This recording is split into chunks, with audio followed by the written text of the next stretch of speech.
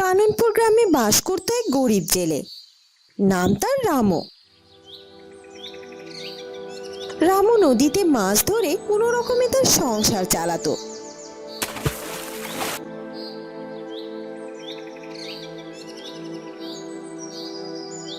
একদিন সুজন নামের একজন লোক এসে জেলেকে ডেকে বলল, রামু, এই রামু, বাড়িতে আছিস নাকি? আয়, তোর জন্য একটা সুখবর আছে রে। বলি বাইরে বেরিয়ে আয়। কি হয়েছে সুজনদা, এভাবে ডাকছো কেন? রামু শোন, শহর থেকে একজন বড় বাবু এসেছেন, অনেক মাছের অর্ডার করেছেন। বলেছেন যে ভালো মাছ হলে আমাদের সাথে দীর্ঘদিন কাজ করবে, রোজ অনেক মাছ নেবে সে। তাই নাকি? এ তো বেশ ভালো কথা। তা আমার কি করতে হবে তাই বলো। বলছিলাম কাল সকাল ভোরই তো উনি মাছ দিতে চলে আসবেন, তাই তুই এখনই নদীতে যা, মাছ মেরে রাখ, ভোরে আমি গাড়ি এনে সব মাছ নিয়ে যাব। আচ্ছা, বেশ ভালো কথা, তুমি চিন্তা করো না সুজনদা, আমি মাছ এনে রেখে দিব। এরপর সুজন রামুর কাছ থেকে বিদায় নিয়ে চলে যায়। এদিকে নদীর পাড়ে তাল গাছে বাস করত এক মেছো ভূত। সে মাছ খেতে বড্ড পছন্দ করত। বৃষ্টি পড়ে টাপুর টুপুর, মাছ খাবো কাপড় কাপড়। না না না না, আমার যে আর তোর সইছে না। এক্ষুনি এক্ষুনি আমি এই মাছগুলো গপ গপ করে খাবো। মিঠু ভূত গাছ থেকে তার হাত লম্বা করে জলের ভেতরে আস্তে আস্তে মাছ ধরতে গেল, কিন্তু মাছগুলো ছিল ভারী চালাক। তারা পানির নিচে মেছো ভূতের হাত থেকে বাঁচার জন্য তার সাথে লুকোচুরি খেলতে থাকে। মাছগুলো হয়েছে তেমন, আমার সাথে লুকোচুরি খেলছিস? এই মেছো ভূতের সাথে লুকোচুরি? আমি যদি সাঁতার জানতাম না, তবে তোদের এই সবগুলোকে জল থেকে তুলে আমি চিবিয়ে চিবিয়ে খেতাম। মেছো ভূত মাছ ধরতে না পারায় নিজে নিজে বকতে লাগে। এমন সময় রামু জাল নিয়ে আসে মাছ ধরতে। না, বড্ড দেরি হয়ে গেল, মাছ মেরে ফিরতে ফিরতে তো রাত হয়ে যাবে। যাই, তাড়াতাড়ি মাছ মেরে বাড়ি ফিরি। এরপর রামু নৌকায় উঠে মাছ ধরতে লাগে। কি কপাল আমার, এ তো মেঘ না চাইতেই জল। এবার শান্তি করে মাছ খেতে পারবো। একদিকে রামু নদী থেকে মাছ মেরে হাঁড়িতে রাখতে লাগে, আর অন্যদিকে মেছো ভূত তার হাতখানা লম্বা করে হাঁড়ি থেকে মাছ নিয়ে মনের সুখে খেতে থাকে। এ কি, আমি এতগুলো মাছ মারলাম, সেগুলো সব কোথায় গেল? আমার হাড়িতে এই কয়টা মাছ কেন? নিশ্চয়ই এই পাজি মাছগুলো সব বেরিয়ে যাচ্ছে। আরে পাগল, হাঁড়ি থেকে মাছ বের হচ্ছে না রে। হাঁড়ি থেকে তো মাছ বের করে সব আমি আমার পেটে ভরছি। দাঁড়া মাছ, তোদের এবার বের হওয়া দেখাচ্ছি। এ কথা বলে রামু সেই মাছের পাত্রের মুখটা ঢেকে রাখে। এটা দেখে মেছো ভূত বলল, বাবা, হাঁড়ির মুখটা ঢেকে রাখলো, রাখলে রাখ, আমার কি হয়েছে? আজকের মতো তো আমার পেটটা ভরেছে, কাল আবার দেখা হবে। এখন আমি লম্বা একটা ঘুম দেই। বিকেল গড়িয়ে সন্ধে নেমে এলো। সেদিনের মতো মাছ মেরে রামু বাড়িতে ফিরে এলো।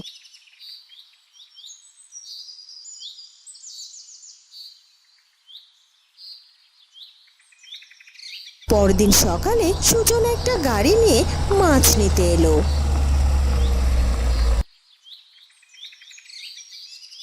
এই রামু, রামু, এখনো ঘুম থেকে উঠিসনি? রামু, আরে বড় বাবু এখন মাছ দিতে চলে আসবে রে, মাছগুলো নিয়ে বাইরে আয়। হ্যাঁ হ্যাঁ সুজন দা, নিয়ে আসছি, তুমি বাইরেই দাঁড়াও।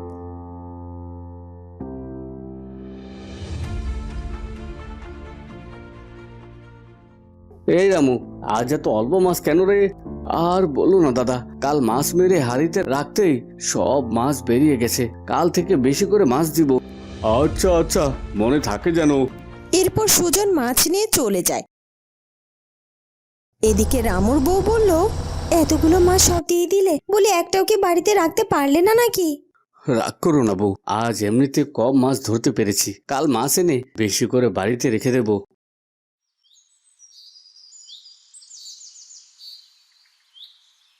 পরদিন আবার রামু নদীতে যায় মাছ ধরতে, কিন্তু সেদিন রামু মাছ ধরে হাঁড়িতে রেখে তার মুখ আটকে রাখলো।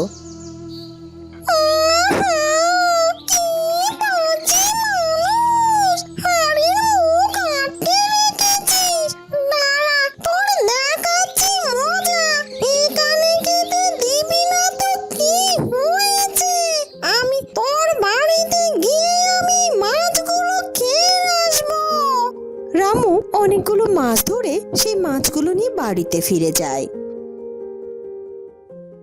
কই গো গিন্নি, মাছগুলো ধরো। আরে বাহ, এত মাছ পেয়েছো আজ? তুমি যাও, স্নানটা সেরে এসো, আমি এক্ষুনি এখান থেকে কিছু মাছ নিয়ে মাছের ঝোল করছি। এরপর রমা সেখান থেকে কিছু মাছগুলো নিয়ে সেগুলো রান্না করে, আর সে রান্না করতে বসে নিজে একাই অদ্ভুত এক আচরণ শুরু করতে থাকে। মাছের ঝোল দিয়ে কি দারুণ গন্ধ বের হয়েছে। মানুষের মুখে যে এত বেশি স্বাদ কোত্থেকে আসে কি জানে। আর আমরা মেচো ভূতেরা তো কাঁচা মাছে গপ গপ করে খেয়ে নেই। ওই তো হাড়ি ভর্তি মাছ, এই মেচো ভূত থাকতে ওগুলো পড়ে থাকবে, এটা আবার হয় নাকি? ওই হাড়িগুলো থেকে আমি সবটা খেয়ে নেই বড়।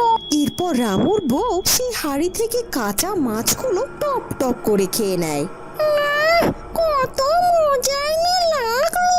মনে হচ্ছে দুদিন কিছু না খেলেও চলবে, কিন্তু না, আমি তো মেছো ভূত। আমার ভর্তি পেটেও যদি কেউ দু হাঁড়ি মাছ দেয়, তবে আমি সেটাও তো সরাত সরাত করে খেয়ে নেব। এরপর রামু স্নান সেরে এসে খেতে বসে। এরপর রামুর বউ খাবারের হাড়ি নিয়ে সামনে যায়। বউ দাও দেখি, তাড়াতাড়ি খাবার দাও, খুব ক্ষুধা পেয়েছে গো। আরে দিচ্ছি দিচ্ছি। রামুর বউ থালায় শুধু ভাত বেড়ে নিয়ে নিজের থালায় সব মাছ ঢেলে নেয়। আহ, মাছের যে কি স্বাদ! কাল থেকে রোজ আমার জন্য মাছ রেখে যাবে, মাছ ছাড়া আমার ভাত খেতে ইচ্ছেই করে না। খাও বউ, রোজ তো তোমাকে মাছ এনে খাওয়াতে পারি না, আজ তুমি মন তৃপ্তি করে খাও, কিন্তু আমায় এক টুকরো মাছ দেবে না?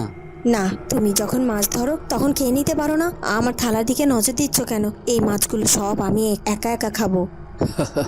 নদী থেকে মাছ ধরার সময় কাঁচা মাছ খেতে বলছো নাকি? যাক, তোমার খুব খেতে ইচ্ছে করছে, তুমি খাও। বউ যতই মাছ না খেয়ে থাকো, তাই বলে বউ আমার থালায় একটাও মাছ দেবে না, এটা তো ভাবতে পারিনি।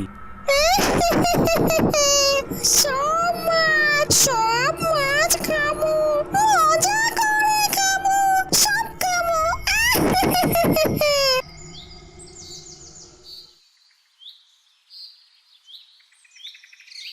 পরদিন সকালে সুজন এলো মাছ নিতে। রামুকে ডেকে বলল, রামু, এই রামু ভাই, তাড়াতাড়ি মাছগুলো নিয়ে আয়। আচ্ছা দাদা, তুমি দাঁড়াও, আমি মাছ আনছি। রামু ঘরে গেল মাছ আনতে, কিন্তু সারা ঘর খুঁজে কোথাও মাছ পেল না। তখন বাইরে এসে রমাকে বলল, গিন্নি, কাল তো মাছ এনে আমি তোমার হাতেই দিয়েছিলাম, আর তোমায় তো আমি ঘরেই রাতে দেখলাম, তবে মাছগুলো গেল কই? তা তো আমি জানি না, আমিও তো দেখেছিলাম মাছগুলো সব ওই ঘরের কোনায় ছিল। তুমি জানো না মানে? সত্যি করে বলো বউ, তুমি কিছু করেছো হয়তো। কাল যেভাবে তুমি মাছ খাচ্ছিলে, তাতে করে আমার মনে হচ্ছে। কি থামলে কেন? বলো, তাতে করে তোমার কি মনে হচ্ছে? আমি সব মাছ খেয়ে ফেলেছি? এ কথা তুমি আমায় বলতে পারলে? ওই অত মাছ আমি খেয়ে ফেলবো? আমি কি মেছো ভূত নাকি গো? ছি ছি ছি, আজ আমায় এ কথাও শুনতে হলো। কাল একটু কদিন বাদে বেশ অনেকগুলো মাছ রান্না করেছি, তাই তুমি আমাকে এ কথা বলতে পারলে? আহা বউ, আমি কি তাই বললাম নাকি? তুমি কান্না বন্ধ করো। কিন্তু আমি এবার সুজন দাদাকে কি বলেই উনি হয়তো আমার উপরে রাগ করবেন। কালও বেশি মাছ দিতে পারিনি, আর আজ একটা মাছও দিতে পারবো না। দাদা, মাছ তো পাচ্ছি না। পাচ্ছিস না মানে? ঘরে রাখলে মাছ সব যাবে কোথায়? বুঝতে পারছি না। এখন আমি বড় বাবুকে গিয়ে কি জবাব দেব? ধ্যাত, এক এক দিন এক এক কাণ্ড বাঁধিয়ে বসিস না, আর ভালো লাগে না। আচ্ছা আমি চলে যাচ্ছি, কাল মাছ ধরে এনে ভালো করে রাখিস কিন্তু। আচ্ছা ঠিক আছে। এরপর সেদিনও রামু মাছ মেরে এনে ঘরে রাখলো।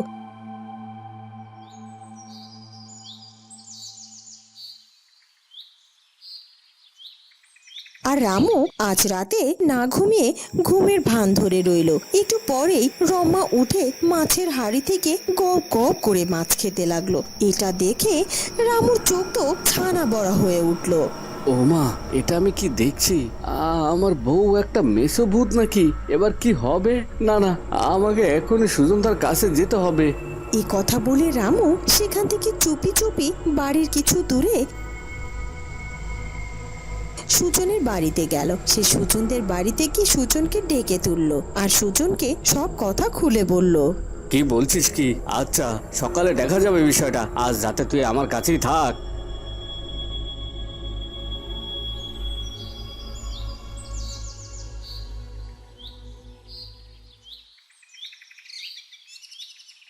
কি গো, সারা রাত কোথায় ছিলে? আমি তো তোমাকে কোথাও খুঁজেই পেলাম না। পাবে কি করে? তোমার মতো ভূত বউয়ের সাথে থাকবো কিভাবে, তাই পালিয়ে গেছিলাম।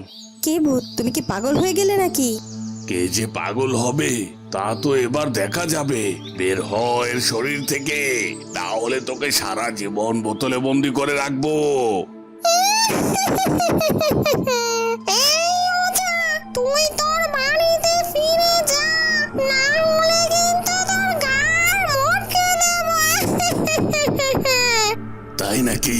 তা মটকা দেখি, কেমন ঘাড় মটকাতে পারিস তুই। এ কথা বলেই ওঝা রমার গায়ে মন্ত্রপুত জল ছিটিয়ে দেয় আর সাথে সাথেই রমা ছটফট করতে থাকলো। ওরে বাবা রে, ওরে মারে, ছেড়ে দে, ছেড়ে দে, আমায় এক্ষুনি ছেড়ে দে, আমি চলে যাচ্ছি। ওরে বাবা রে, চলে গেল, পড়ে গেল। এরপর মেছো ভূতটা রমার শরীর থেকে বেরিয়ে আসে আর রমা অজ্ঞান হয়ে মাটিতে পড়ে যায়। মেছো ভূত কোথাকার, তুই এই গ্রামে আর থাকতে পারবি না। আর তোর চিহ্ন যদি আমি এই গ্রামে দেখি, তাহলে তোকে আমি ভৎস করে দেব। না না না না, তুই আমার আর কিচ্ছুটি করিসনি। আমি ভজ্র হতে চাই না। আমি কথা দিচ্ছি, আমি আর কখনো কোনোদিনও এই গায়ে আসবো না, কোনোদিনও না। এ কথা বলেই মিছু ভূত সেখান থেকে পালিয়ে যায় আর তখনই রমারও জ্ঞান ফিরে আসে। এরপর রামু তার স্ত্রীকে সব কথা খুলে বলে। ছ্যা ছ্যা ছ্যা ছ্যা, এ কদিন ধরে আমি কাঁচা মাছ খেলাম। মানলাম মাছ আমি পছন্দ করি, তাই বলে কাঁচা মাছ, ছি ছি ছি ছি ছি ছি। তা ভাই রামু, এবার আমি গেলাম, কাল থেকে কিন্তু মাছ মেরে ভালোভাবে রেখো। আচ্ছা দাদা। এরপর থেকে রামুর মাছ আর কোনোদিনও কোনো মেছো ভূতে খায়নি। রামু প্রতিদিন মাছ ধরে সময় মতো সুজনকে দিতে পারতো। বন্ধুরা, কেমন লাগলো আমাদের আজকের গল্পটি? যদি ভালো লাগে তাহলে অবশ্যই আমাদের চ্যানেলটিকে সাবস্ক্রাইব করে দিও। দেখা হবে নতুন কোনো গল্প নিয়ে। ধন্যবাদ।